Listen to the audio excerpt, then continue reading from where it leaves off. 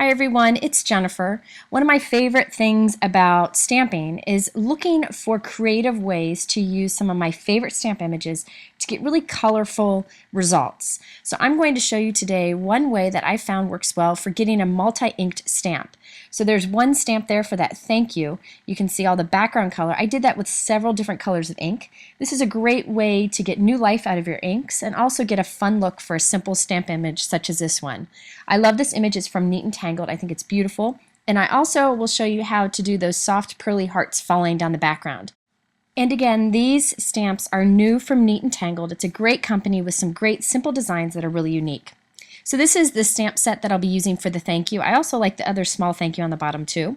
I have a piece of white cardstock here that is cut to 4 1/4 by 5 1/2, and I'm using a little bit of micropore tape to tape it onto my work surface, but you could use any kind of tape just to hold it down while we do this technique.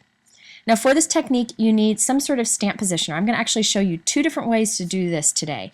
In the first way I'm going to be using this stamp positioner. It's from Inkadinkado, but there are many brands out there.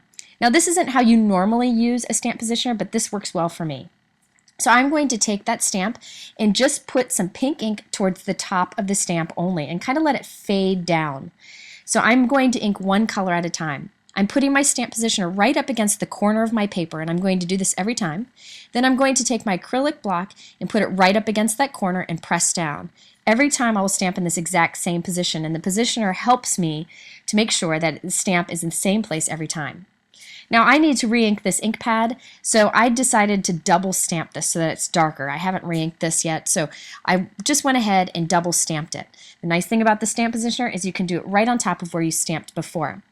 I'm using pigment inks for this technique because I find it works great for this technique, and also I want to put a clear embossed coating over this when I'm done. So now I have moved on to an orange pigment ink, and I wiped away some of the ink so it's just like this kind of smooth transition stripe across the stamp that kind of fades off on the top and the bottom, but I make sure that it overlaps a little bit with that pink ink that we've already stamped. Each time I'm using my cloth to dab away some of the ink, so there's only a small area that kind of fades off into nothing. Now you'll see I am double stamping each of these colors. I could have stopped after one, but I really wanted this image to be very vibrant and very solid. And again, I need to re-ink these ink pads. I've had them for quite some time, and it's time to do so. Sometimes pigment ink pads need re-inking. I find dye inks usually don't need re-inking as often. So I'm just going to go ahead and stamp this again on top of each other just to make that orange darker. So now it's time to do some yellow because I want to keep this blended.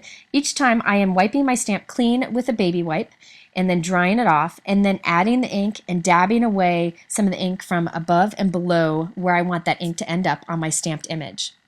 This time I'm using a yellow color, and I'm going to make sure that this overlaps with the orange some that we already have there. That really helps with the blending of the colors from one to the next. I repeated this with the green. I double stamped the green, and now I'm ending it with like a teal color on the bottom. Now you'll see me double stamp this too, and then we get that great rainbow effect to this really cool stamped image. Now you could do this technique in many ways, but I think this gives the best results.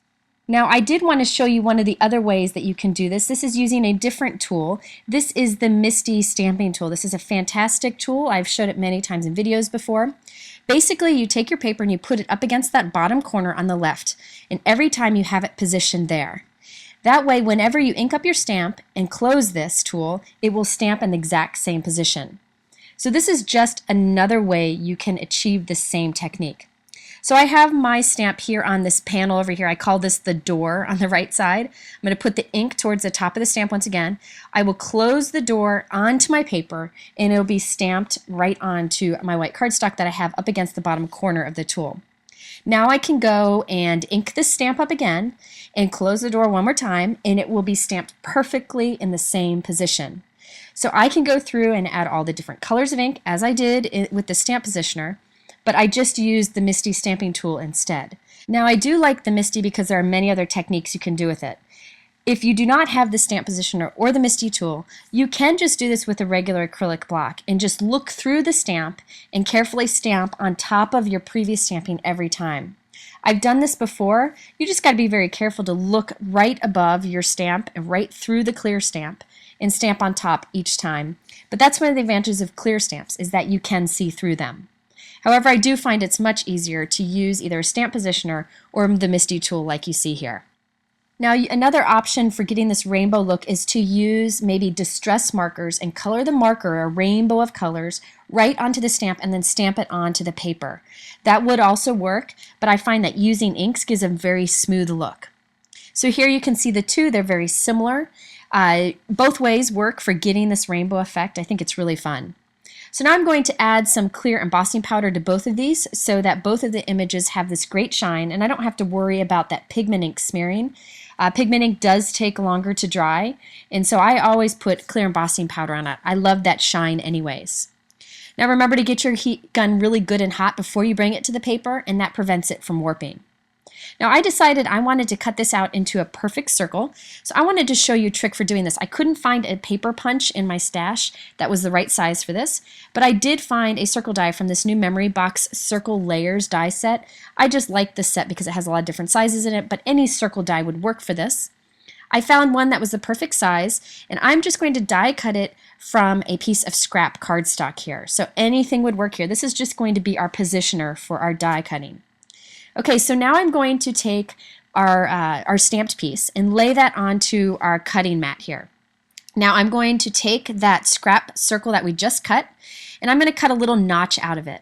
I'm going to lay this over my stamped image exactly where I want this die to cut. So I'm going to lay it over there very carefully, and this is exactly where I want it to be. Now I'm going to take that die and kind of pop it into that negative space. So it's just going to kind of fit right in there like a puzzle piece. I'm going to put it in there, and then as I'm holding this, I'm going to carefully take away our little die positioner here, this little scrap paper. I'm going to carefully take that away without letting that die move. I'm putting some tape down to tape that die in place so it doesn't shift. And now we can run this through our cutting machine, and I can be sure that that circle is being cut exactly where I want it on that stamped image. This trick also works if, say, you stamp an image and then you want to cut the matching die perfectly positioned. You can do that same trick.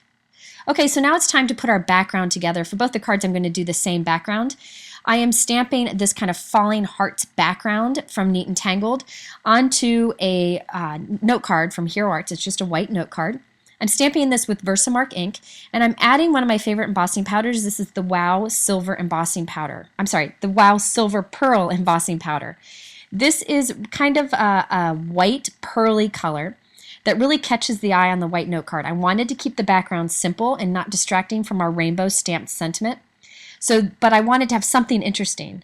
So this kind of tone-on-tone look, but with that pearly silver shine, is perfect for this situation. So you can see the shine and how it catches the light, but it's not too distracting from that rainbow piece we're going to put on top. Now I'm just going to stamp this same image 3 times across the card to cover the entire background. I like that this is smaller, so you can just have like a narrow area of hearts falling down your card, or you can stamp it 3 times to cover a card. It's nice having that option. But with all 3, I added that silver pearl powder, and you get that nice silvery shine. I could use a silver embossing powder here, but it would be a little distracting, and white would be a little bit too boring. So this was a great kind of middle ground. There's one more thing I also wanted to add to this card, and that is some sequins. Now, Neat and Tangled has some great sequins in lots of different colors, but I wanted to see if I could create my own heart sequins. So I am actually taking some regular sequins. This is just a large clear sequin, and I'm going to die cut them. However, these sequins seem to have several layers to them, and I want to peel them apart so that they're as thin as possible so I can go ahead and die cut through them. So I just put my craft knife and kind of stuck it in between the layers and peeled the layers apart. So I just had one thin, shiny layer. Now this is easy to die cut, so now I can go ahead and turn them into hearts. So I have this heart die from Simon Says Stamp.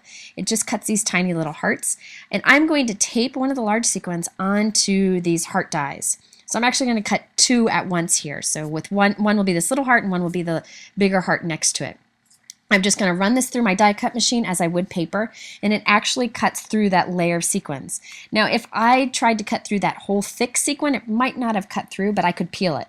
Now I don't think all sequins are that thick. These big ones just happen to be, I think because they're like an iridescent. They're absolutely beautiful in this regular circle, but I thought it'd be fun to try to cut them into hearts. Okay, so now we can add all of this onto our card.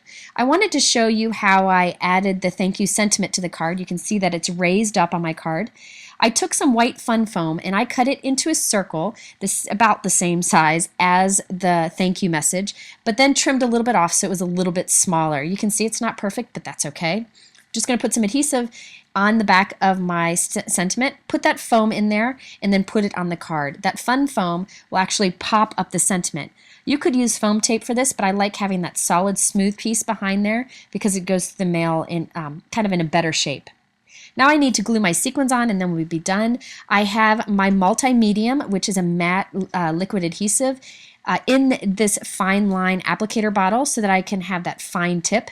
I'm putting little drops of this onto my card, and I'm going to pick up the sequins with my tweezers and drop the sequins right onto those little drops of adhesive. I found that this is the best adhesive for holding these sequins in place when you put this through the mail. I put my multi-medium into this bottle because it's got that fine tip and it helps with putting tiny little drops down. I'm still testing out that bottle. I think I like it so far. I've used it for a couple weeks now, but you could just keep it in the original bottle and put tiny little dots if you'd like to. But there you can see I have my sequins in place. Another nice thing about this fine line applicator bottle is it's got this cap that keeps the nozzle from getting clogged. Multi-medium doesn't usually clog, but it's nice to not have to worry about it. I did decide to put a few more little white polka dots on top of my embossing here, so I'm doing that with a white Signo Uniball pen, just to add a little bit of more fun to that rainbow look. So there you have a way you can get a multi-inked sentiment and also create your own little heart-shaped sequins. If you're interested in the products I use, I have them linked below in the YouTube description. You can also head over to Neat and Tangled to find more. Also, my blog, it's jennifermcguireinc.com, where I'll have more information. Thanks for stopping by, and we'll see you again soon.